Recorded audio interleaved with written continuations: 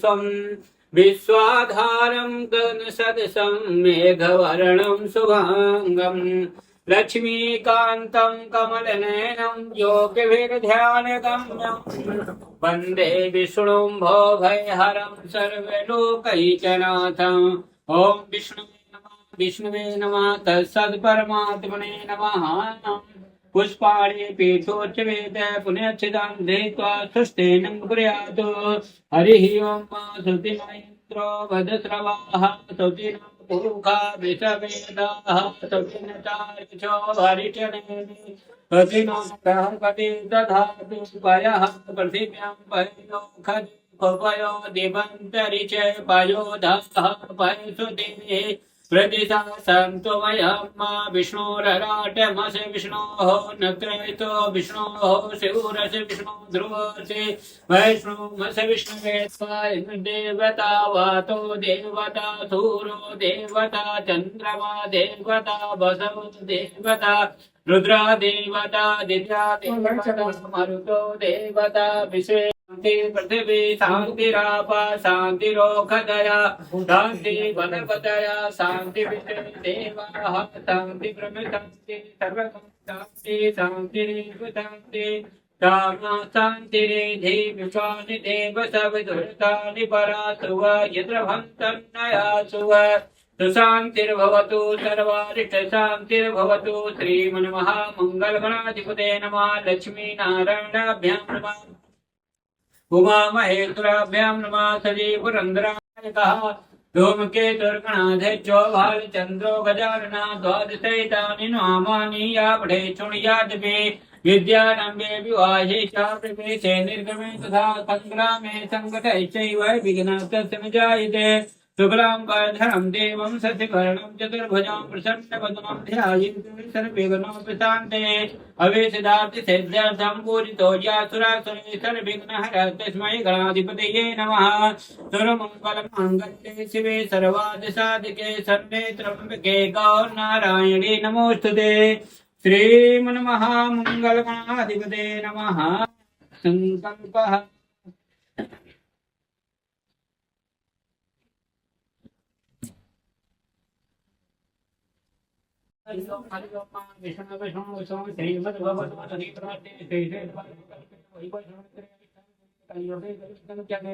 जम्बू द्वीपे भरतवर्षे भरतखंडे देशांतर्गते भारत देशे उत्तर प्रदेशे कानपुर जनपदांतर्गत नगरे नन्ना संवत्सरे वैशाख मासे कृष्णपक्षे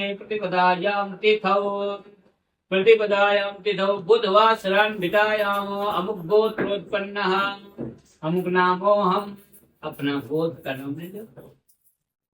अमुक गोत्रोत्पन्ना अमुक नाम अपना नाम ले लो। सपत्नी को हम सपरिवार परम कल्याण कामः अप्राप्त लक्ष्मी प्राप्त्यर्थं प्राप्त लक्ष्म्या चिरकाल संरक्षणार्थं सकलकायिक वाचिक मानसिक सांसारिक द्रव्य तापोपशमनार्थं लोके वा सभायां राज्यद्वारे यशविजयलाभादि प्राप्ते श्री सत्यनारायण देवता प्रसन्नार्थं विवाह पश्चात् सत्यनारायण देवता पूजनं तथा श्रवणं हवन कर्म करिष्यमाण निर्विघ्नता सिद्ध्यर्थं गणेश गौरी पूजनं वरुण पूजनं तथा सूर्यादि नवग्रह देवताभ्यो पूजन पूर्वक शालिग्राम पूजनम् अहं करिष्ये।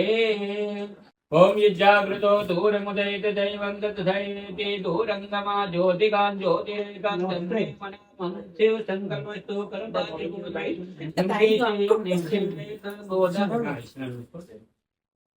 गंगे च यमुने चैव गोदावरी सरस्वती नर्मदे सिन्धु कावेरी वनन्तमा देवजनाः वनन्तमनसा धियः परिमितविश्वा भूतानि जाति वेदा पुनेहिमा। ओम पृथिव्यै नमः कमलासनायै नमः धरित्र्यै नमः सर्वोपचारार्थे गन्धार्चपुष्पाणि समर्पयामि। दीपूजनं भो दीप ब्रह्मरूपात्महंकार-निवारकै मां मया कृतं पूजां ग्रहं तेजा प्रवर्धय पुष्पाण्यादाय गणपतिं ध्यानं कुर्यात्। पुष्पिनी करके भगवान गणेश जी का गौरी जी का ध्यान करिए। ओम गजाननं भूतगणाधिसेवितं कपित्थजम्बूफलचारुभक्षण उमासुतं शोकविनाशकारकं नमामि विघ्नेश्वरपादपङ्कजम्। जयंती मंगला काली भद्रकाली कपालिनी दुर्गा क्षमा शिवा धात्री स्वाहा सदा नमस्तुते। गणेश अंबिकाभ्यां नमः। ध्यानार्थे पुष्पाणि समर्पयामि। वरुण देवता ध्यानं तदयामि। ब्राह्मण बन्धवान् तदा सास्ते यजमानो हविर्भिः अहितमानो वरुणेः बोधृशवं समाने आयु प्रमोखीः। ओम पं वरुणाय नमः। पांपते नमः। कलशाधिष्ठिदेवताभ्यो नमः। कलशाधिष्ठिदेवताभ्यो नमः। ध्यानार्थे पुष्पाणि समर्पयामि। नवग्रहाणां ध्यानम्। ओम ब्रह्मा मुरारिष्टकुलाधिकारी भानुमसरे भूमिसुतो बुधश्चे गुरुस्य शुक्रासुरायज्ञेतवा सर्वे ग्रहाः शान्तकरा भवन्तु।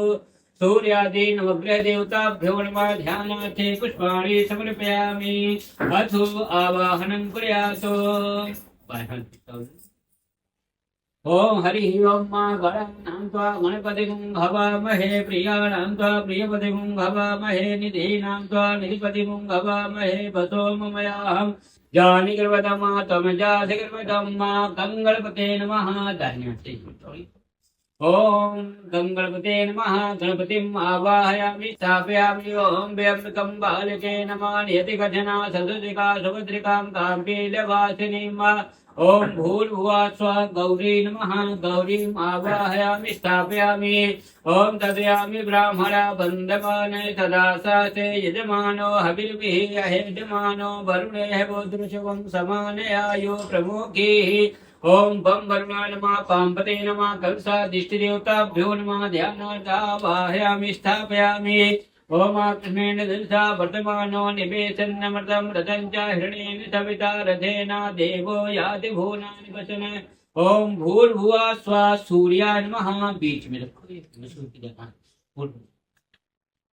सूर्याय नमः आवाहयामि स्थापयामि। ओम इमं देवा शत्रुंगं महते छत्राय महते चेताय महते जानराज्याय निषदा प्रथमसे विशेषयोमि।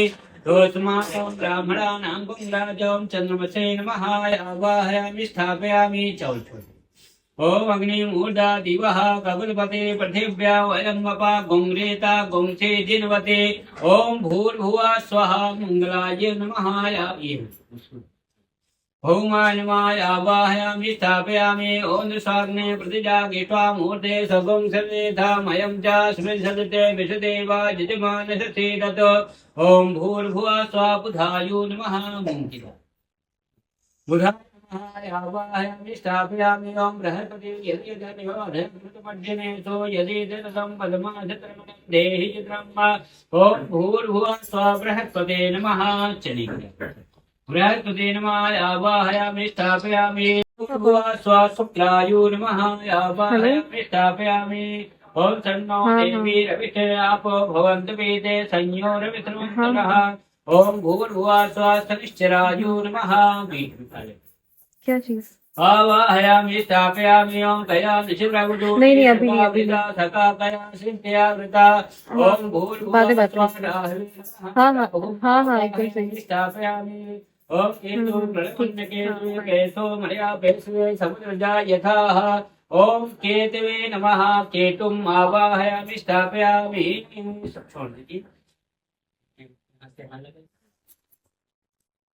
ओम मनो ज्योतिर्जुगता मार्जय बृहस्पति तनो तरिषं युगं समिमं ददातु विषदेवासि हिमालयन्तामों प्रतिष्ठे। अस्य प्राणा प्रतिष्ठन्तु अस्य प्राणा चरन्तु चास्य देवतमार्चाय मामहे च कश्चनः पूजनं कुर्यात्। यदि जल लो 4 बार नहीं जीवित 4 बार दो जीवित 4 बार करो 4 बार नहीं। ओम गंगणपते नमः। पाद्यो पाद्यं समर्पयामि। कर्यो अर्घ्यं समर्पयामि। मुखे आत्मनीयं जलं समर्पयामि। सर्वांगे स्नानं जलं समर्पयामि। ओम गंगणपते नमः।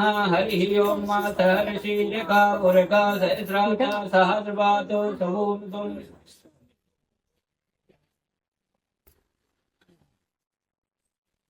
एक बार पंचामृत हाँ है पंचामृत स्नान समर्पयामि। ओम पंचनद्यः सरस्वतीम् अपयन्ति शत्रुर्दिशा सरस्वती ध्वन्यता। नौ प्रेम में सबमिट छोड़ दिया। हम लोग एक बार आके चले गए थे।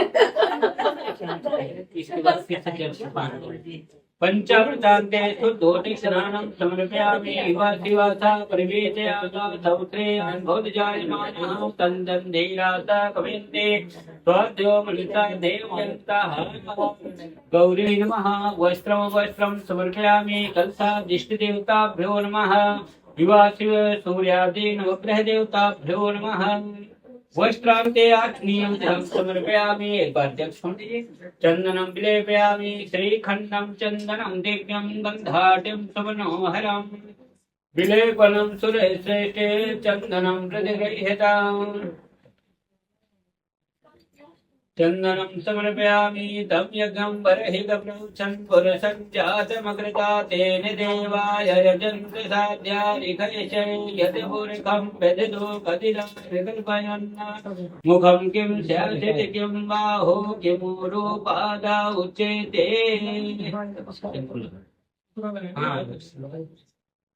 गन्धद्वारां दुराधर्षां नितवोष्टां करीषणीं ईश्वरं सर्वभूतानां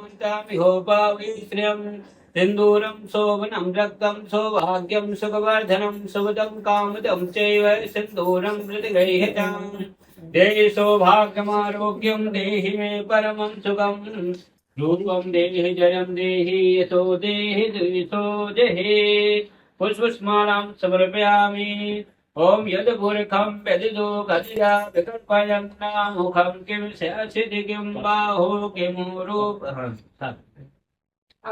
कलशादिष्टदेवताभ्यो नमः ओम नवग्रह देवताभ्यो नमः पुष्पमालां समर्पयामि यद्पुरुषं व्यदितो गतिया विकल्पयन्ना मुखं किं स्यादिति किं बाहो किमुरु पादा उच्यते ब्राह्मणो समुखं सिद्धाहो राजन्याकृता उर्वो तदस्य वैश्यावधवं सूत्रो अजायत प्रत्यक्ष धूपम् ओम ब्राह्मणो समुखं सिद्धाहो राजन्याकृता उर्वो तदस्य वैश्यावधवं सूत्रो अजायत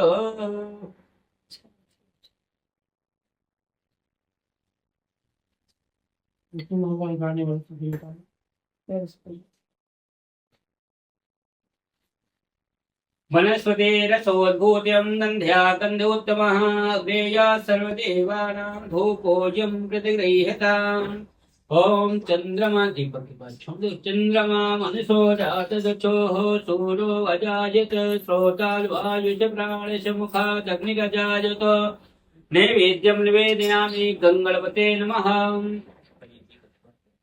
पौनाभ्यायासीदन्तरिजुगं श्रीसूर्यदेवः समवर्तते पद्भ्यां भूमदिशा श्रोता तथा लोकाकल्पयन्नः शर्कराखण्डखाद्यानि ददक्षीरियुतानि च आहारं भक्ष्य भोजम् आहारं भक्ष्य भोजं च नैवेद्यं प्रतिगृह्यताम्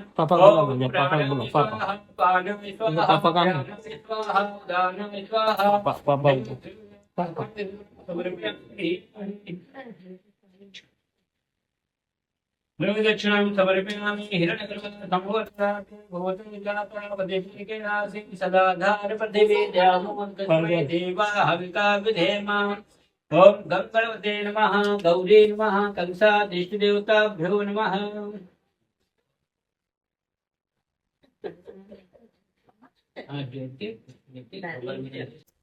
ओम विघ्नेश्वराय वरदाय सुरप्रियाय लंबोदराय सकलाय जगाधिताय नागाननाय सुतियाय विभूषिताय गौरी सुताय यात्री स्वयं समृद्धिनां भवने लक्ष्मी पापात्मनां प्रतिदियां हृदे तवोदे श्रद्धा तथा कुलजना प्रभुवत्सलं जातां चौनतां परिपालय देवी विश्वम् मने सम्यकाभ्यां स्वानं त्रिकोणनमस्कारान् समर्पयामि अस्तु गन्धानि समर्पयामि कोई नहीं ओम इदं विष्णु विजक्रमे त्रेता निजदे पदापूर्णपशुपागं सुरे स्वाहा नमस्ते ऋषुमन्नो तोतदेवी नमः बाहुभ्यां उदते नमः याते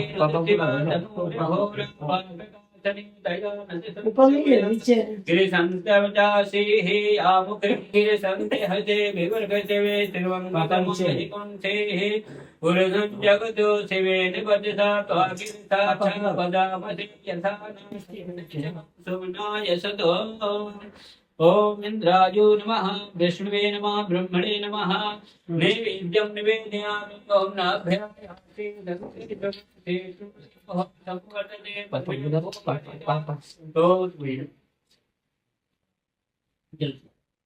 ओम ब्राह्मण पुष्पमुखम छिदबाहो रहदिन्या हृदा उरु तदयद वैश्या द्रव दक्षिणां समर्पयामि हिरण्यगर्भा समवर्तजाते भूतजाता पदिरे गयासीद तदाधार पृथिवी द्यामुते मा तस्मै देवा हविका विधेमा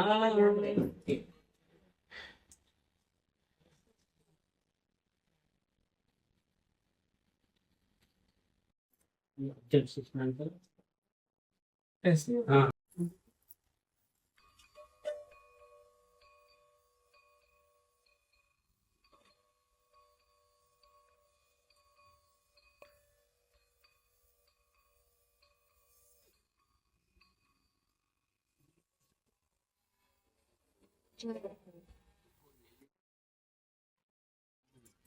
श्री गणेशाय नमः। एकदा नैमिषारण्य में ऋषिया सौनकादिका एक बार जो है नैमिषारण्य में, नैमिषारण्य जानते हो नहीं गए होते? ये सीतापुर के आगे है नैमिषारण्य कहा था। तो वहाँ जो है जितने ऋषि थे तो तपस्या करते थे। आज भी ऋषियों की बनी है 88,000 ऋषि थे, सब तपस्या कर रहे थे। तपस्या एक बार नैमिषारण्य में जो है जितने ऋषि थे सौनकादिक ऋषि 88,000 ऋषि आपस में बैठ करके विवाद कर रहे थे कि कलयुग आ रहा है। कलयुग में जो है प्राणियों को महान दुख प्राप्त होगा क्योंकि धर्म कर्म तो कुछ करेंगे नहीं और इसलिए उनको नाना प्रकार के दुख प्राप्त होंगे। इन दुख से लोगों को बचाने के लिए क्या करना चाहिए? जितने ऋषि थे आपस में बैठ करके विचार कर रहे थे। उसी समय सूर्य जी आ गए। सूर्य जी कौन थे? व्यास जी के, जो व्यास भगवान थे उसके परम शिष्य थे, उपदेशक। वो प्रचार करते घूमते रहते थे। तो जब सूर्य ऋषियों ने देखा कि सूर्य जी आ रहे हैं तो उनको आसन दिया, बैठाया और सूर्य जी से प्रश्न किया कि हे सूर्य जी महाराज, आपने जो नौका के समान उद्धार करने के लिए पदार्पण किया है ये प्रसन्नता का विषय है। प्रभु कराल कलयुग निकट आ रहा है, धर्म की किस प्रकार रक्षा होगी? क्योंकि कलयुग में इस प्रकार के मनुष्य होंगे। कैसे होंगे कि भगवंत कथा न रुचेगी जिन्हें, नहीं शास्त्र की बात पे ध्यान धरेंगे, पढ़ के अंग्रेजी कहाएंगे साहब, होटल में मदपान करेंगे। तो कर खंडन तीर्थ मंदिर का, नहीं पुण्य कथा दान करेंगे, कभी चंचल तीय पराई, घर की घरनी का न मान करेंगे। अब लातन देख जवान तभी निज मात पिता को नहीं चाहेंगे, सब झूठे है पूजा और विधान, मंत्र परस्पर ये सब बात कहेंगे। इस प्रकार के कलयुग में मनुष्य होंगे। इसलिए हे सूर्य जी महाराज कोई ऐसा छोटा सा उपाय हो जिसके करने से जो है उन लोगों की बुद्धि विशुद्ध बनी रहे, धर्म पर लगे रहें। अधर्म रक्षित रक्षता, अगर हम धर्म को पकड़े रहेंगे तो धर्म हमारी भी रक्षा करता रहेगा। जिस प्रकार सूर्य जी से ऋषियों ने पूछा, सूर्य जी ने कहा कि ऋषियों जिस प्रकार आप लोगों ने मुझसे पूछा है उसी प्रकार सूर्य जी ने भी, नारद ने भी भगवान से पूछा था और जिस प्रकार इस प्रश्न का उत्तर नारद ने भगवान को दिया था उसी प्रकार मैं भी इस प्रश्न का उत्तर दूंगा। लेकिन इस समय संध्योपासन का समय है, पूजा पाठ का समय है। हम पूजा पाठ कर लें फिर मैं इस प्रश्न का उत्तर दूंगा। क्योंकि किसी कवि ने कहा भी है कि जो उठी प्रात नहात नहीं, दिन साथ चले ये ही विधि जाको, ओ अच्छी की माल न भाल विभूति, न देते जो वर्ग सदा सविता को। तो संध्या विधि करते नहीं जो, और दिन तीन न ध्यान धरे जो माँ को। दुजराज बने काज तजे, कन्ये यश ब्राह्मण सोज प्रथा को। सूची ने कहा कि किसी कवि ने कहा भी है कि मनुष्यों का क्या कर्तव्य है कि प्रातः काल उठे स्नान करे, स्नान करने के बाद सूर्य भगवान को जल देना चाहिए। इसके बाद पूजा पाठ जो भी उसकी जिस देवता पर उसकी रुचि हो, इष्ट देव हो, उसकी पूजा करनी चाहिए। अगर उसके पूजा करने का समय नहीं है उसके पास, तो कम से कम 3 बार ओम नमः शिवाय और नमः शिवाय का जप जरूर करना चाहिए। अगर ऐसा नहीं करता है तो वो केवल सूकर के समान अपना पेट भरने में लगा हुआ है। जब सूत जी ने ऐसा ऋषियों को बताया तो ऋषियों ने कहा ठीक है, हम लोग भी संध्योपासन कर लें। सभी लोगों ने संध्योपासन किया और सूत जी के सामने जितने ऋषि थे वो बैठ गए। एक कोई दलिया रख दीजिए ना, टपक तो उसमें बैठ गए। सूत जी ने कहना शुरू किया। सूत जी ने कहा कि एक समय अपनी जो है नारद मुनि परोपकार की इच्छा से नाना लोकों में भ्रमण करते हुए इस मृत लोक में आए। और मृत लोक में आके नारद ने क्या देखा कि यहाँ जितने भी मनुष्य हैं और जितने भी जीव हैं सब अनेक प्रकार के दुख से दुखित हैं और नाना प्रकार की योनियों में जन्म लेकर अपने पापों को भोग रहे हैं। ऐसे प्राणियों को कष्ट युक्त देखकर नारद मुनि अपने मन में सोचने लगे और कि इनका दुख इस प्रकार दूर हो सकता है। यही सोचते हुए बीड़ा बजाते हुए हरि का गुणगान करते हुए जो है भगवान नारद जी जो है भगवान के धाम में पहुंच गए। और भगवान के धाम में पहुंचकर नारद ने क्या देखा, भगवान विराजमान हैं और चारों भुजाओं से युक्त हैं। चारों भुजाओं में से शंख चक्र गदा पद्म कंठ में वनमाला तुलसी की माला सुशोभित हो रही है। ऐसे देवों को भगवान की नारद जी जो है स्तुति करते हैं, प्रार्थना करते हैं भगवान नारद की जय दुष्ट संहारी भव भयहारी करे आदनायंता जय असुर विनाशक तो जय जनन पाप प्रभंजन सुखकारी चंचल नर नारी दुख भारी मुक्त करो भगवंता।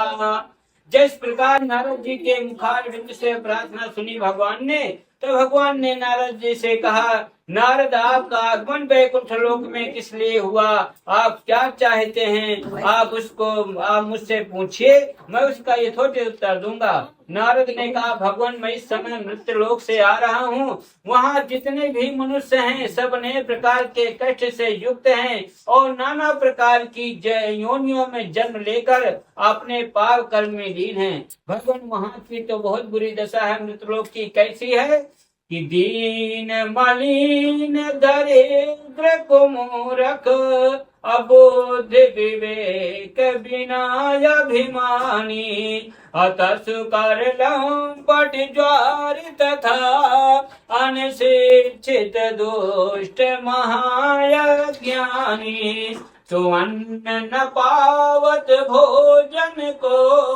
और को पावत शुद्ध न पानी चंचल शोक विहाल सभी नर श्रेष्ठ को चिंतन में लपटानी भय विकल खग मृग यही भांति अपर कथा कैसे कही जाती यह कलिकाल कठिन उर्गारी पाप परायण सब नर नारी।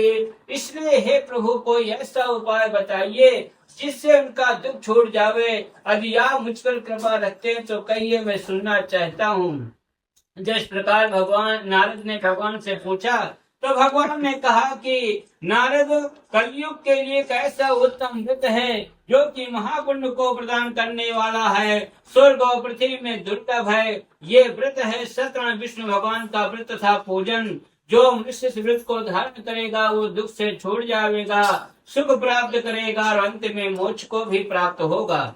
जिस प्रकार भगवान ने कहा तो नारद ने कहा कि हे जनार्दन, हे भगवान, इस जो व्रत है इसकी विधि क्या है, कब करना चाहिए, पहले किसी ने किया भी है, अगर किया है तो सब विस्तार पूर्वक कहिए। इस प्रकार नारद जी का वचन सुनकर के भगवान ने कहा कि नारद जा दिन चेत विशुद्ध और सुने यह सत्य कथा करे पूजा, फल ले ऋतुज भाव पावै जो अर्जुन बनावै विप्र तनुजा।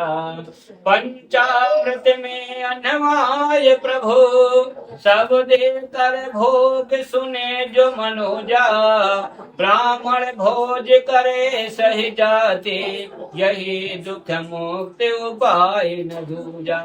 हे नारद, ये जो व्रत है वो समस्त दुख तथा शोक को नष्ट करने वाला है और धन धान को भी बढ़ाने वाला है। इसके अतिरिक्त सौभाग्य संकट तथा सर्व विजय प्राप्त कराने वाला भी है और किसी भी दिन ये व्रत भक्ति और श्रद्धा पूर्वक किया जा सकता है। सायंकाल के समय धर्म में तत्पर होकर के भगवान सत्यनारायण का विधि विधान से पूजन करना चाहिए। पूजन में क्या हो, केले का फल, गाय का दूध, गेहूं का आटा जिसमें चीनी मिली हो, अगर चीनी गेहूं का आटा न हो तो चावल का चूर्ण बना करके सब पदार्थ को एकत्र करके भगवान को अर्पण करना चाहिए। फिर ब्राह्मण तथा पुस्तक का पूजन करें, दक्षिणा दे के अपने बंधनों के साथ कथा सुने। इसके पश्चात प्रसाद खाने के बाद नाच गाना बजाना कीर्तन आज भगवान के सामने करना चाहिए। इसके बाद जब अपने घर को जाने लगे तो सत्यनारायण का नाम याद करते जाएं। इस प्रकार हे नारद, ये व्रत जो मनुष्य करेगा वो वांछित फल पाएगा और विशेष कर कलयुग में से सरल उपाय और कोई नहीं है। इस स्कंद पुराणे रेवा खंडे श्री सत्यनारायण व्रत कथायां प्रथम अध्याय। बोलो सत्यनारायण भगवान की जय।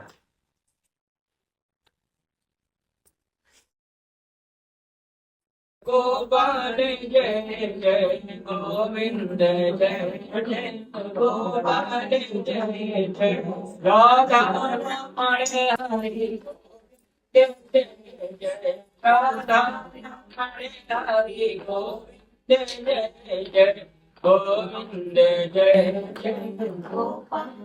गुरु राधा रमण हरि राम की जय। दोद्वाज पुनरग्गे प्रवक्ष्यामि शृणुध्या मुनि सत्यमः पुराचोल का मुखो नाम नपाशेष महामतिः जितेन्द्रिया सत्यवादी चायो देवालयं प्रति।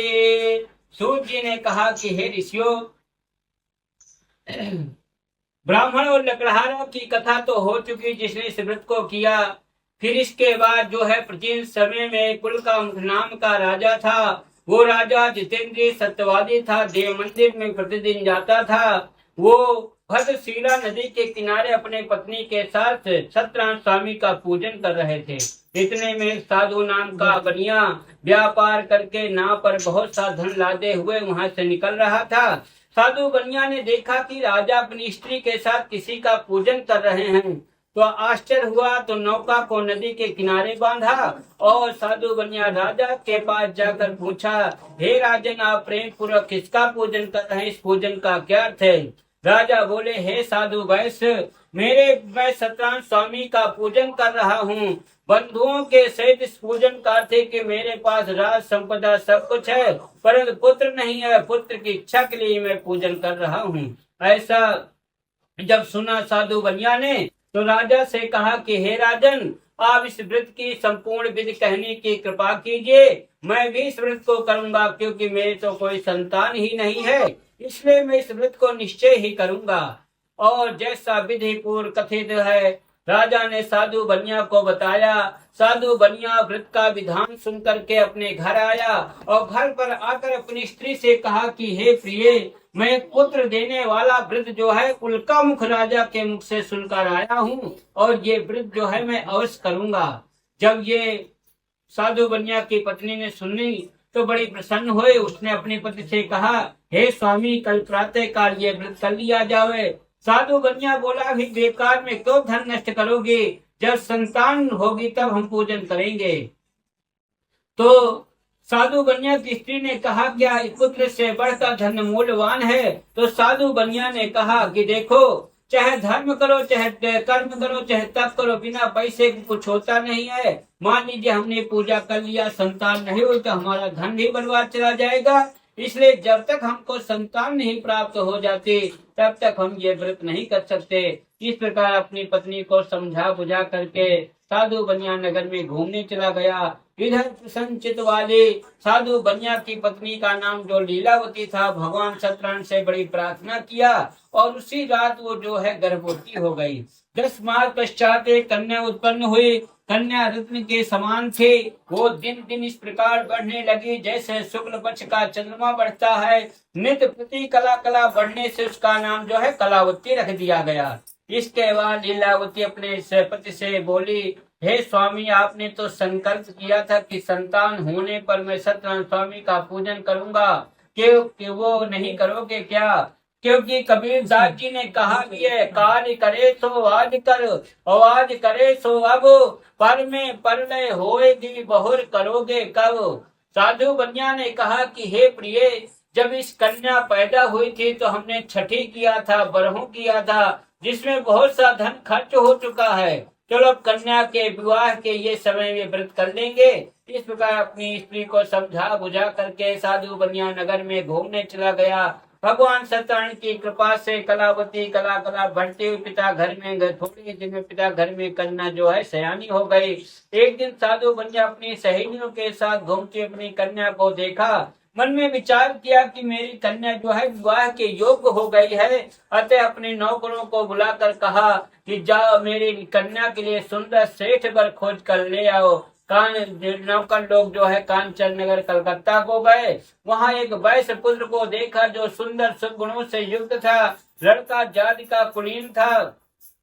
नौकर के मुख से ऐसा वचन सुन करके साधु बनिया अपनी कन्या का विवाह विधि विधान से उस वैश्य पुत्र के साथ कर दिया। किंतु कन्या के विवाह के पश्चात भी दुर्भाग्यवश बनिया सत्यनारायण स्वामी का व्रत करना भूल गया। भगवान उसकी निष्ठा पर बहुत रुष्ट हो गए। व्यापार में कुशल साधु बनिया ने सोचा कि विवाह में तो बहुत सा धन खर्च हो चुका है, अब कहीं व्यापार के लिए चलना चाहिए। अतः दामाद को साथ लिया और रत्नसारपुर नगर बम्बई में पहुंचकर सागर के समीप नौका को खड़ी करके वहीं पर व्यापार करने लगे। इधर जो रत्नसार नगर के राजा थे वो चंद्रकेतु थे।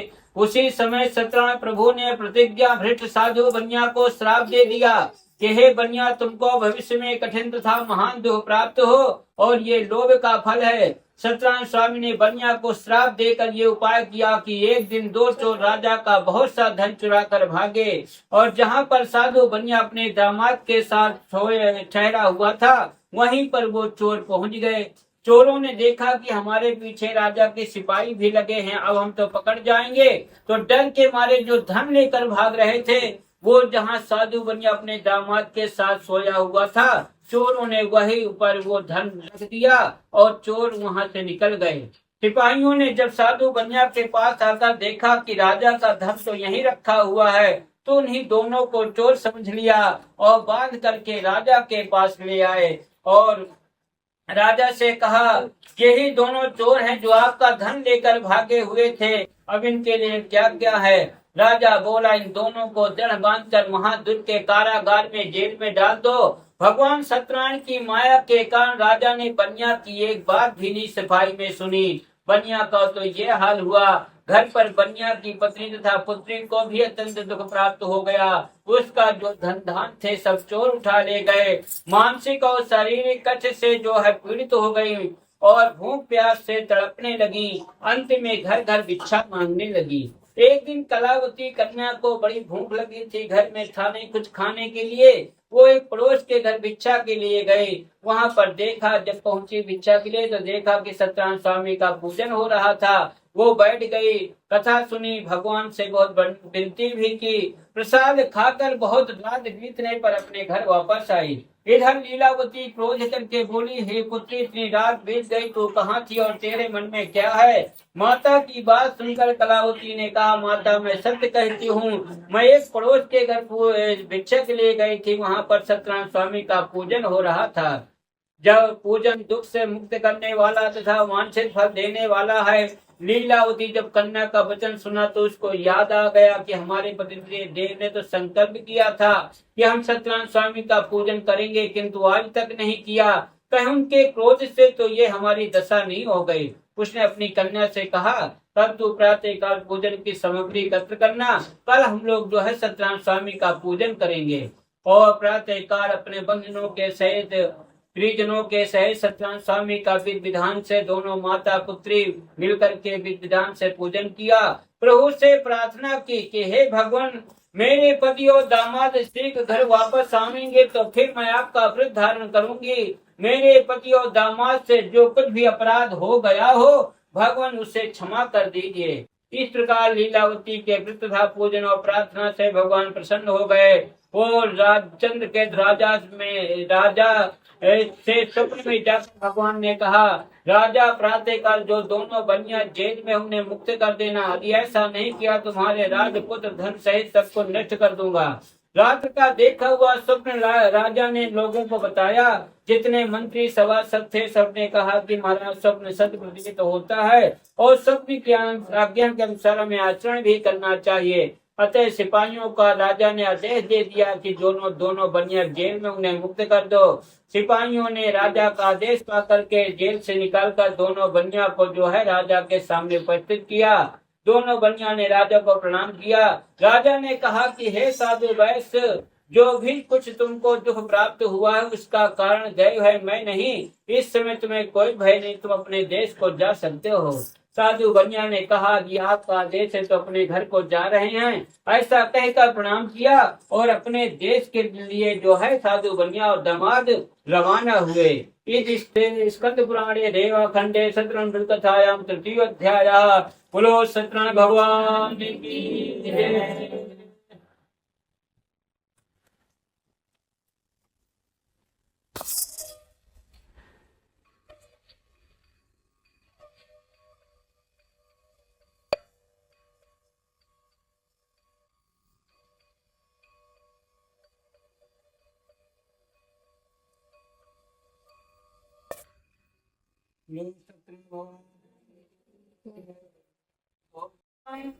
ब्राह्मणेभ्यो धनं दत्त्वा ददं तो नगरं ययो। सूर्य ने कहा कि हे ऋषियों, साधु बनिया यात्रा से पूर्व मंगल कृत करके ब्राह्मणों को धन देकर अपने नामक रत्नपुर नामक नगर के लिए चल पड़ा। जब बनिया कुछ मार्ग चला तो भगवान ने सोचा कि परीक्षा लेकर देखे इस बनिया का हृदय शुद्ध हुआ कि नहीं। भगवान एक दंडी स्वामी का रूप बनाया और साधु बनिया से पूछा, हे साधु बनिया, तुम्हारी नौका में क्या है? धन के मद में चूर हुए साधु बनिया ने कहा, हे दंडी स्वामी, तुम क्यों पूछते हो? क्या तुम्हारी इच्छा द्रव्य लेने की है क्या? तुम तो ये कहावत चरितार्थ करो कि मांगे भीख और पूछे गांव की जमा। मेरी नाव में कुछ भी हो, तुमसे मतलब क्या है? मैं तो बनिया हूँ, मेरी नाव में नमक मसाला धनिया मिर्चा भरा हुआ है। साधु बनिया ने झूठ बोला था, उसके नाम में जो है सोना चांदी हीरा जवाहर भरा हुआ था। बोला अगर मैं सच बोल दूंगा तो ये दंडी स्वामी मांग न ले। तो बोले देखो मैं व्यापारी आदमी हूँ, धनिया मिर्चा भरा हुआ है, अगर ये चीजें चाहिए तो बताइए। साधु बनिया ने कहा, अरे दंडी स्वामी ने कहा, अरे साधु वैश्य, मुझे कुछ नहीं चाहिए, बस तुम्हारा वचन सत्य हो जाए, तुम्हारी नौका में जो है नमक मसाला धनिया मिर्चा लता पत्र ही हो जाए। और ऐसा कहकर दंडी स्वामी कुछ दूर जाकर एक वृक्ष के नीचे बैठ गए। उनके जाने के बाद साधु बनिया अपना नित्य कर्म किया। नित्य कर्म करने के पश्चात जब नौका में चढ़कर देखा तो नौका में जो सोना चांदी हीरा जवाहर भरा हुआ था वो जो है सब जो है लता पत्र धनिया मिर्चा बन गया। बनिया देख करके मूर्छित हो गया कि जितना सोना चांदी था ये तो सब लता पत्र धनिया मिर्चा हो गया। मूर्छित हो गया, बेहोश हो गया, पृथ्वी पर गिर पड़ा। होश आने पर बड़ा चिंतित हुआ। साधु बनिया के दामाद ने साधु बनिया से कहा, शोक तथा चिंता क्यों करते हो? ये श्रेष्ठ प्रभुओं का वचन है। गतम न सोचम गतम न मन्ये, गत शोको न कर्तव्यो भविष्यत नहीं चिंते तो वर्तमाने सुकारंती वर्तन्ते विलक्षणा। साधु कन्या के दामाद ने कहा, पिताजी गत शोको न कर्तव्यो, जो चला गया उस पर शोक नहीं करना चाहिए और भविष्य की चिंता नहीं करनी चाहिए, केवल वर्तमान देखना चाहिए। अगर वर्तमान सही है तो सब सही रहेगा और आप बेकार में चिंता न करें। आप जो झूठ बोलने का अपराध किया उसी का ये नतीजा है। अगर ज्यादा चिंता करेंगे तो चिंता चिता समाख्याता, चिंता चिता से कहती है मैं तुमसे बड़ी हूँ तो तुम मुर्दे को जलाती है, मैं जिंदे आदमी को जला करके खाक कर देती हूँ, इसलिए बेकार में चिंता ना करें। जब इस प्रकार दामाद की बात सुनी साधु बनिया तो दंडी स्वामी के पास गया, उनसे आदर पूर्वक बोला और कहा कि हे प्रभु, मैंने आपके समीप जो झूठ बोलने का अपराध किया है उसे क्षमा कर दीजिए।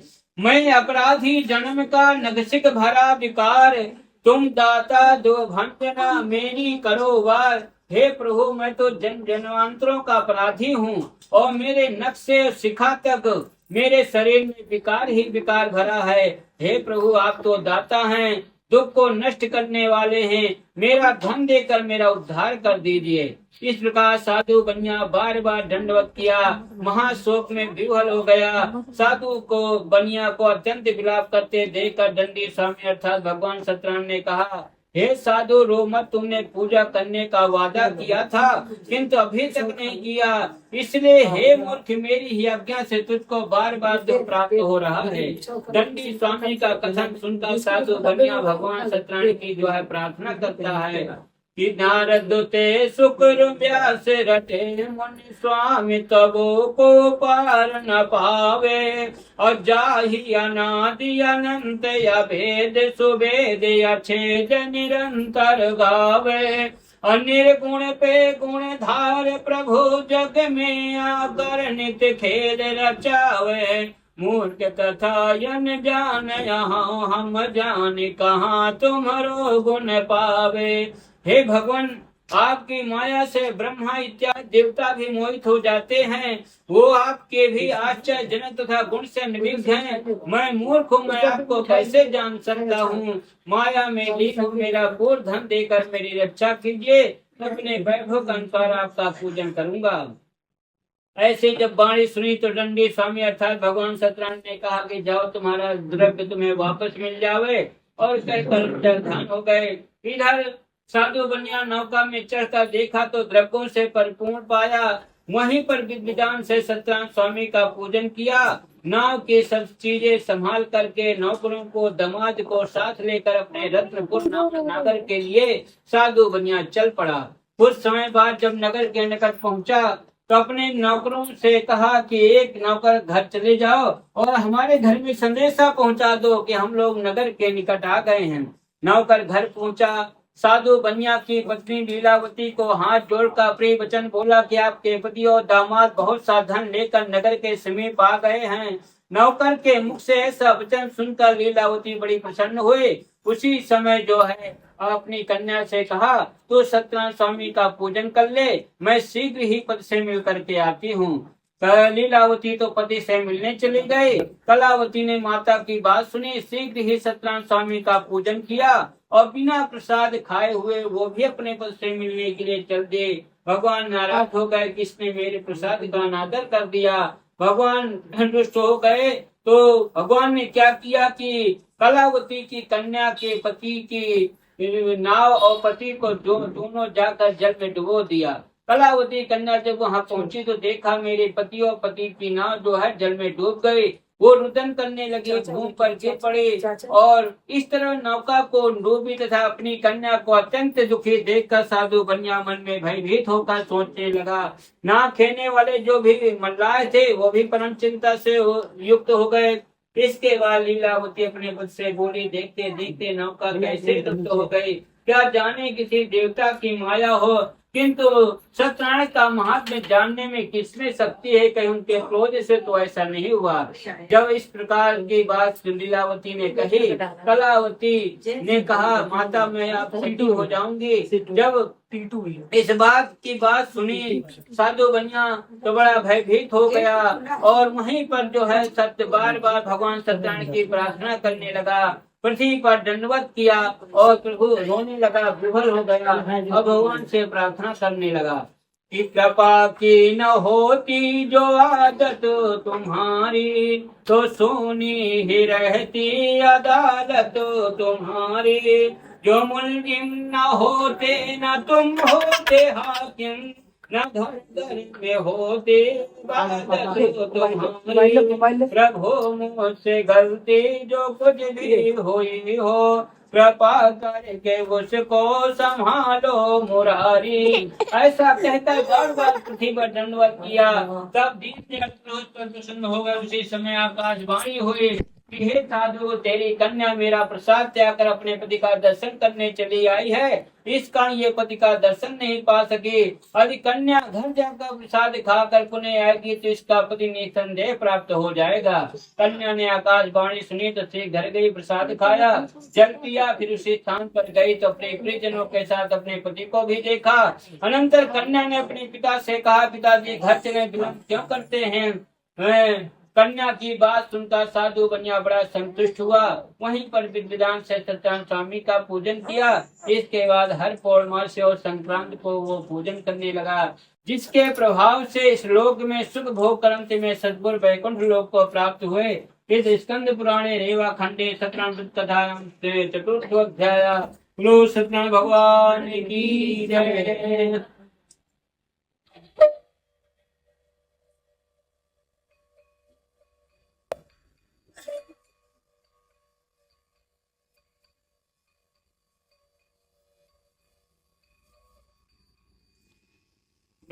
भगवान की जय।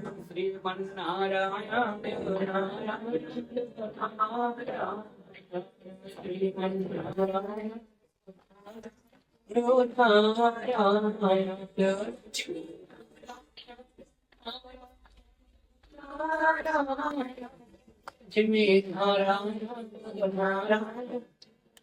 बोलो सत्यनारायण भगवान की जय। सूतवाच अन्यथा संप्रवक्ष्यामि शृणुध्या मुनि सत्यमा।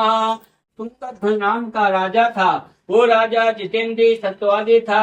अपने प्रजा के पालन में सदैव तत्पर, त्यागने के कारण और जब अपने महल की ओर लौट रहे थे तो रास्ते में देखा कि एक वृक्ष के नीचे बहुत से ग्वाल बाल लोग बंद बांधुओं के से सत्यनारायण स्वामी का पूजन कर रहे हैं। राजा अनुमान बस न तो वहां गए न ही प्रभु के सामने मस्तक ही झुकाया और कुछ दूर जाकर एक वृक्ष के नीचे बैठ गए। इधर ग्वाल बालों ने पूजन समाप्त होने के बाद राजा को प्रसाद दिया। राजा उस प्रसाद को त्याग करके अपने महल में चले आए। राजा को उस प्रसाद त्यागने के कारण महान दुख प्राप्त हुआ। उसके जो 100 पुत्र थे वो मृत्यु को प्राप्त हो गए। उसका जो राजपाट था सब कुछ छिन गया। तब राजा ने सोचा कहीं प्रभु के प्रसाद त्यागने से तो ये मेरी दशा नहीं हो गई है, क्योंकि रंकम करोति राजानम राजानम रंकमेव च धनिनम निर्धनम चैव निर्धनम धनिनम तथा। अगर प्रभु चाहे तो राजा को रंक बना दें और रंक को राजा, गरीब को अमीर, अमीर को गरीब बनाने में केवल प्रभु ही समर्थवान है। ऐसा सोचकर राजा उच्च स्थान पर गए। ग्वाल बालों को बुलाया, विधि विधान के साथ सत्यनारायण स्वामी का पूजन किया, जिसके प्रभाव से राजा को धीरे धीरे पुनः पुत्र पौत्र धन धान सब कुछ प्राप्त हो गया। सूत जी महाराज कहते हैं कि ऋषियों, जो मनुष्य सत्यनारायण प्रभु के परम दुर्लभ कृत को करता है, मनोरथ सिद्ध करने वाली कथा सुनता है, वो सत्यनारायण के प्रसाद से सब कुछ प्राप्त करता है। जो मनुष्य निर्धन है वो धनवान हो जाता है, जो बंधन में पड़ा है बंधन से मुक्त हो जाता है। ये सत्य, इसमें संदेह नहीं करना चाहिए। और जिन्होंने पूर्व जन्म में सत्यनारायण स्वामी का पूजन किया था, उनके दूसरे जन्म का हाल ये है। सतानंद जो निर्धन ब्राह्मण थे, दूसरे जन्म में सुदामा नाम के ब्राह्मण हुए और भगवान कृष्ण की भक्ति करके मोक्ष को प्राप्त हो गए। और जो लकड़हारा था वो दूसरे जन्म में निषाद राज हुआ और रामचंद्र जी को गंगा पार उतार करके स्वयं की कृपा से भवसागर से पार हो गया, अर्थात वैकुंठ धाम को प्राप्त कर लिया। और जो उल्कामुख राजा था वो दूसरे जन्म में महाराज दशरथ हुए, भगवान का रंगनाथ का पूजन करके वो भी मोक्ष को प्राप्त हो गए। और जो साधु बनिया था वो दूसरे जन्म में मोरध्वज राजा हुआ। मोरध्वज राजा बड़ा दानी था, सत्यवादी था, उसकी कीर्ति चारों दिशाओं में फैली थी। एक बार भगवान श्री कृष्ण ने सोचा कि मोरध्वज राजा बड़ा दानी है, सत्यवादी भी है, जब इसकी परीक्षा लेकर देखें। भगवान ने ब्राह्मण का रूप बनाया और अर्जुन से कहा तुम सिंह बन जाओ। अर्जुन को सिंह बनाया, रस्सी बांधा और राजा के सभा में उपस्थित हो गए जाकर के। भगवान ने कहा राजन मेरा सिंह बहुत भूखा, इसे भोजन चाहिए। राजा ने कहा भगवान आपका, हे ब्राह्मण आपका सिंह खाएगा क्या? भगवान ने कहा तुम्हारे इकलौते पुत्र के दाहिने अंश का दाहिने अंग का मांस खाएगा, साथ ये शर्त है कि तुम और तुम्हारी स्त्री आरे से काटें और आंसू नहीं बहना चाहिए। परंतु जब आरे से लड़के को चीरने लगे तो लड़की की बाईं आंख से आंसू आ गया। भगवान ने कहा आंसू आ गया, नहीं खाएगा। लड़के ने कहा खाना तो दाहिना अंग है, खाएगा क्यों नहीं? बाएं अंग का जिस बात का दुख है कि उसे ग्रहण नहीं किया गया, इसी से आंसू आया है। ऐसा सुनकर ब्राह्मण रूपी श्री कृष्ण बड़े प्रसन्न हुए, राजा को वैकुंठ धाम प्रदान कर दिया। और जो तुंगध्वज राजा थे वो भी दूसरे जन्म में जो है स्वयंभू मन हुए, जो संपूर्ण भागवत की कथा सुनकर मोक्ष को प्राप्त हो गए। इस स्कंद पुराणे रेवा खंडे शतृणवृत कथायाम पंचमोध्यायः। बोलो शतृण भगवान की जय।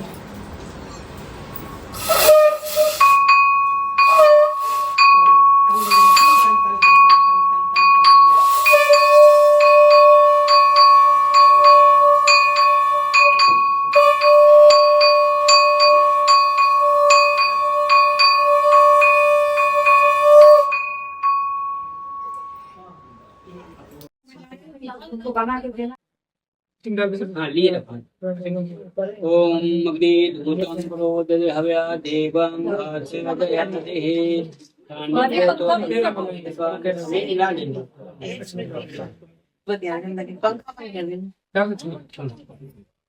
चार बार थोड़ा छोड़ो, ले लो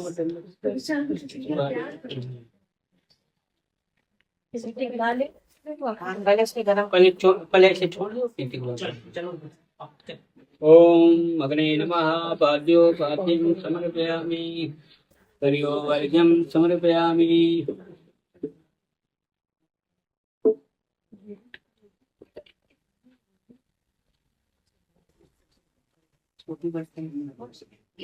थोड़ा गहरा हो जाए, कटोरा देती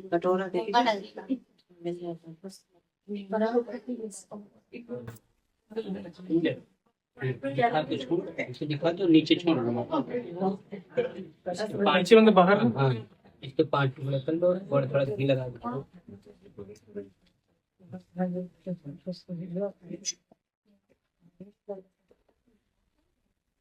सभी में घी लगा दें।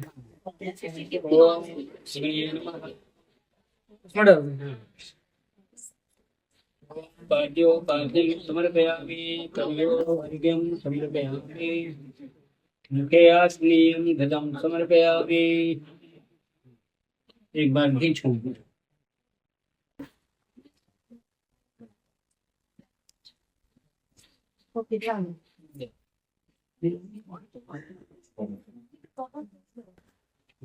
अखंड गुणं समर्पयामि, मुखवासार्थे तांबूल पोखी गुणं समर्पयामि। अग्निं प्रज्वल संबंधे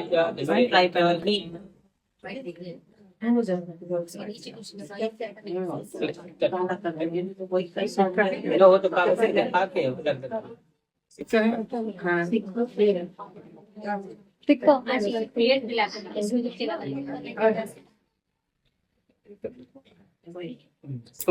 हाथ जोड़ लो।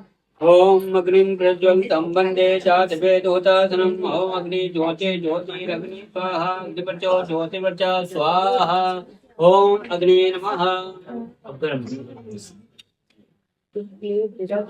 इसमें ये कटोरी रखे गरम कटोरी।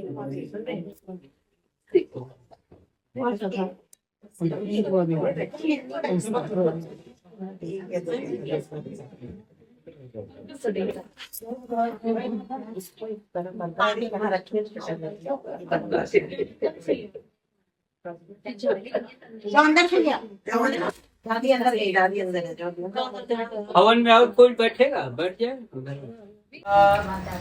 इदं वायवे नमो, ओम भुवा स्वाहा। इदं इंद्रायो नमो, ओम स्वा स्वाहा। इदं सूर्याय नमो, ओम भूर्भुवः स्वः परमात्मने नमः स्वाहा। इदं परमात्मने नमः। यथा बाणप्रहाणानां कवचं वाराणां भवेत् तदैवोपघातानां शान्तिवारिवारिका तांद्रष्टु पुष्टु यद पापम अकल्याणम तदूरे प्रदहतमस्तु। अब सब लोग छोड़ेंगे, अब जल में नहीं छोड़ना, सीधे सीधे छोड़ना। ओम हरि ओम गणान्त्वा गणपतिं हवामहे, प्रियाणान्त्वा प्रियपतिं हवामहे, निधीनान्त्वा निधिपतिं हवामहे। वसो ममयाहं जानि कृपतमा त्वमजासि कृपतमा गंगणपते स्वाहा। ओम अम्बिकं बालिके नमः। नियति कजना ससदिका सुभद्रिकां काम्पीठवासिनी माम्बिकायै स्वाहा। ओम तदयामि ब्राह्मण वन्द्यमान तदा सास्ते यजमानो हविर्भिः अहेडमानो वरुणे अभोदृशुभं समानयायो प्रमुखी बम वरुणायो स्वाहा। ओम आकृणे ददत्सा वर्धमानो निवेशन्नमृतमृतञ्च हिरण्येन सविता रथेन देवो याति भुवनानि वसन। ओम सूर्याय नमः स्वाहा। ओम इमं देवा शत्रं गोमयते छत्राय मयते जयिताय मयते जानदाद्य इंद्रसा बुतमसे विशेषयोमि स्वस्माकं ब्राह्मणानां पुंराजं चन्द्रमसे नमः स्वाहा। ओम अग्निमूर्ता दिवः कपिलपति पृथिव्याम् अयम् अपा गुंरेता गुंसे जिन्वति। ओम भौमायो स्वाहा। ओम उत्साहने प्रतिजा गीत्वा मूर्ते सगुं शरेथा मयं च श्रुतन्ते विश्वदेवा यजमानशसीदतो।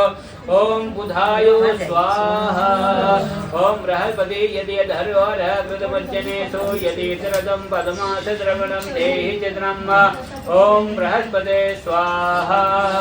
ओम अनापर्षितो रसं रमणा चित्रं पयः सोमं प्रजापतिरितेन विपानकं सुवृन्दपयोमृतं मधु। ओम शुक्रायो स्वाहा। ओम सन्नो देवी रविष्टय आपो भवन्त पीते संयो रविस्रवन्तु नः। ओम शनिश्चरायो स्वाहा। ओम गया निशिरभूति सदा वृता सखा गया शैत्यया वृता। ओम राहवे स्वाहा। ओम केतु प्रणवन्य केतवे पेशो मर्या पेशसे शंकरजा यथा। ओम केतवे स्वाहा। ओम त्र्यंबकं यजामहे सुगन्धिं पुष्टिवर्धनं उर्वारुकमिव बन्धनामृतो मुचीयमामृतातो। ईश्वरादि देवताभ्यो नमः स्वाहा।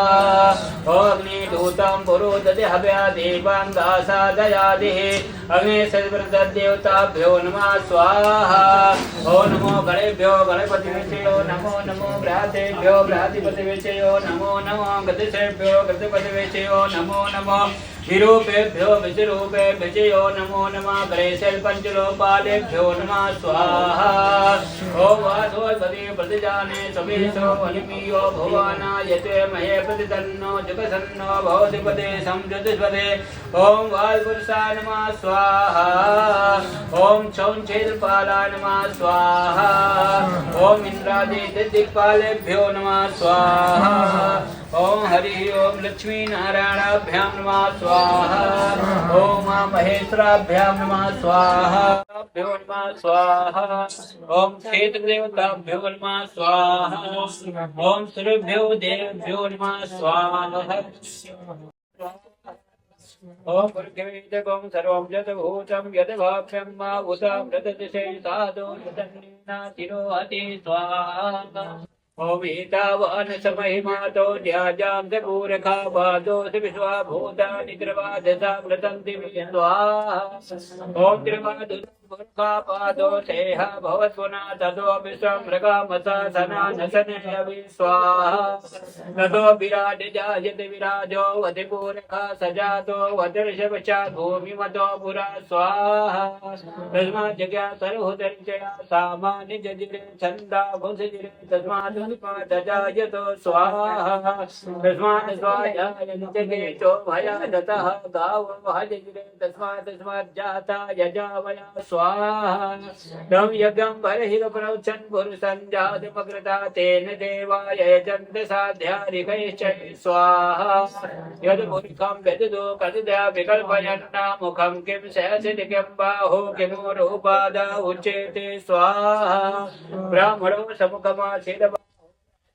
पिता उर्तदसि अदवैश्यं शूद्रो मजाये स्वाहा नाभ्यासीदन्तरजुमं शेषोर्देवः समवर्तते पद्म्यां भूमदिशा क्रोधा तथा लोकान् कल्पयन्ना स्वाहा यद् मूर्खेण हविका देवा जगमतन्नतो वसन्तो सहसीदान्यां ग्रीष्मद्वा शरद्धवि स्वाहा ॐ सत्या सति समिदा कृताः देवा जनगन्तनवानाब्धन् पुरकं पशुं मा स्वाहा ॐ जजेन जजमयि जन्त देवा सानि धर्माणि बन्धमान्यासन्ना देहनाका महिमानः रचन्त जगपूर्वे सद्याः सन्तु देवाः स्वाहा ॐ नारायणाय नमः स्वाहा ॐ सत्यनारायण नमः स्वाहा ॐ सत्यनारायण नमः स्वाहा ॐ ह्रौं जा भूर्वा स्तोत्रं कन्निजामय सुगन्धिं पुष्पवर्धनं मा उर्वारिकमेव वन्दनं प्रतुच्छेमामृता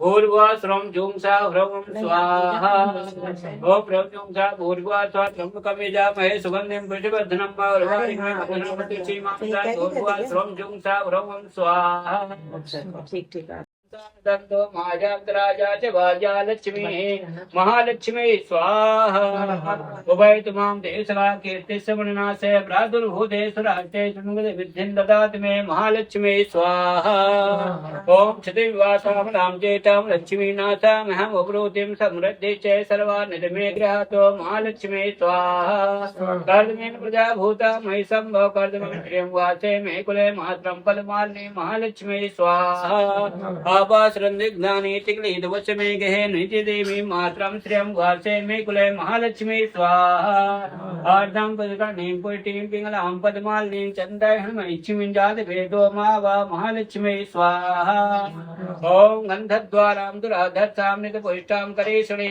ईश्वरीं सर्वभूतानां तामिहोपावे श्रियं महालक्ष्मी स्वाहा प्रजाभूता मयि सम्भव कर्दमं श्रियं वासे मे कुले मात्रं पद्मालिनीं स्वाहा आपाश्रन्दिग्धानि तिक्लीदवशमे गृहे जन्ति देवीं मात्रं श्रियं वासे मे कुले महालक्ष्मी स्वाहा आर्दां पदकर्णीं पुष्टिं पिङ्गलां पद्मालिनीं चन्द्राणीं लक्ष्मीं जातवेदो मा वा महालक्ष्मी स्वाहा आर्दां पदकर्णीं यष्टिं सुवर्णाय मालिनीं सूर्याणमयि लक्ष्मीं जातवेदो मा वा महालक्ष्मी स्वाहा आर्दां पदकर्णीं यष्टिं सुवर्णाय मालिनीं सूर्याणमयि लक्ष्मीं जातवेदो मा वा महालक्ष्मी स्वाहा कामावाजाद्वेदो लक्ष्मीमनुगामिनी यस्याहं प्रभूतिं गावो दास्वस्वन्विन्देयं वरभानां महालक्ष्मी स्वाहा या सुदीप्तो भूत्वा जुहियादाजवन्नो श्रिया पञ्चदशचञ्चे श्रीकामाशन्तं जपेतो महालक्ष्मी स्वाहा मनोजवं मारुततुल्यवेगं जितेन्द्रियं बुद्धिमतां वरिष्ठं वातात्मनं वानरयूथं मुखं श्रीरामदूतं शरणं प्रपद्ये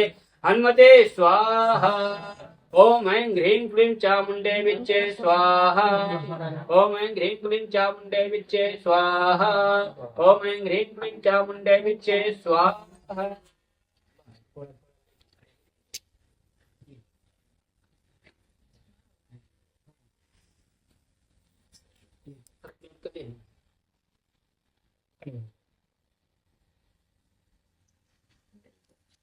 हाँ पूर्ण अरे नहीं हो जाएगा इससे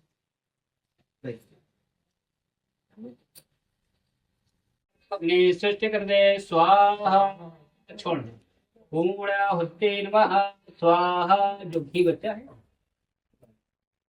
घी बचा है, नीचे से ऊपर। हाँ खड़े होके छोड़। ओम बसो हो पवित्र मसे सत्यनारायण बसो हो पवित्र मसे सत्यनारायण देव स्वाधविता पुनः तो बसो हो पवित्रेण सत्यधारेण स्वा काम दीक्षाः इदं प्रजापते नमः।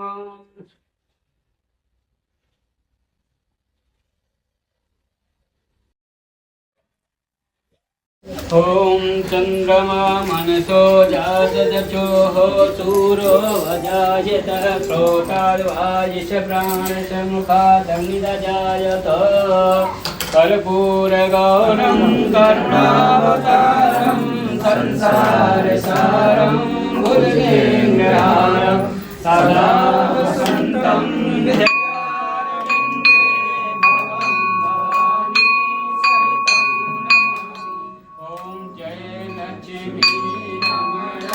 स्वामी जय लक्ष्मी रमणा सत्यनारायण स्वामी सत्यनारायण स्वामी धन्यपादक हरणा। ओम जय लक्ष्मी रमणा जगत सिंहासन अद्भुत छविराजे स्वामी अद्भुत छविराजे।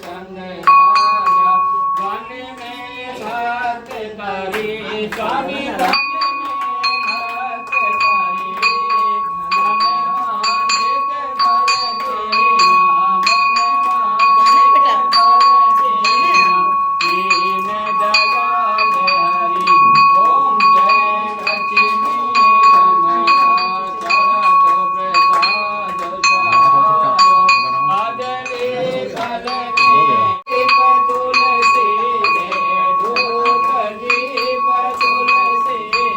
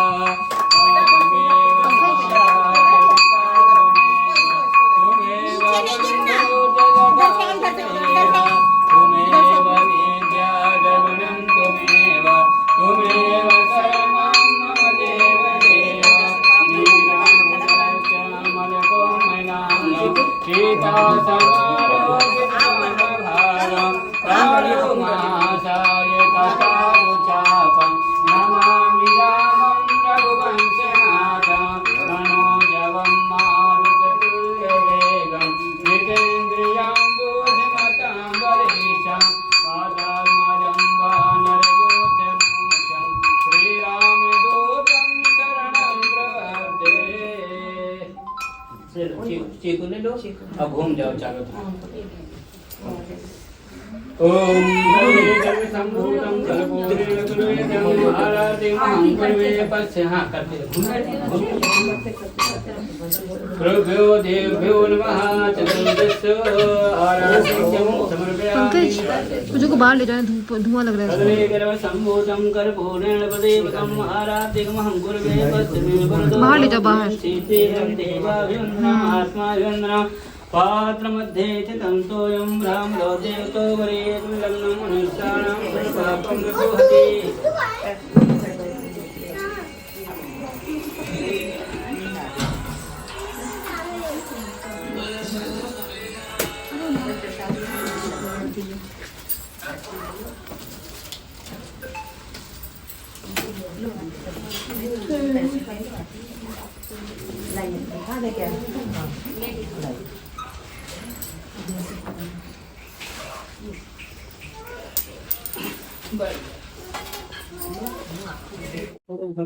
ये पंखा चला के बेकार में से बताए ना बंद कर और खींच लेगा आप सही कह रहे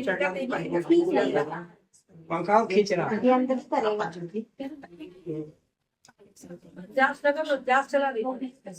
चला दिया एक्चुअली खिड़की खुला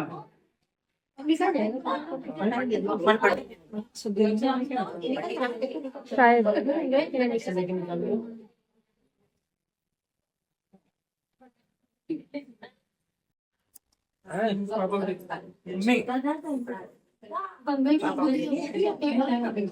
अग्रत अग्रत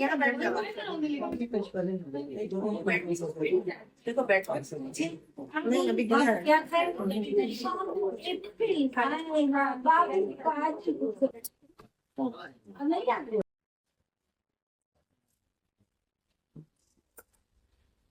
गिर गया गोदी के ऊपर चली गई बढ़िया हो गया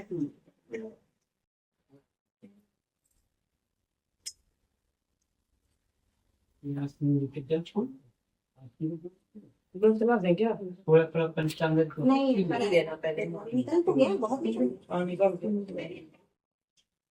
जाओ पूजा करते हो पूजा कर गया क्या है पूजा पर जाने दो जाओ क्या बता जाओ तुम्हारा हो गया प्रसाद ले लो प्रसाद लेके जाओ बता देना क्या करना है पहले यही तो लगी बेड़ा पंजीरी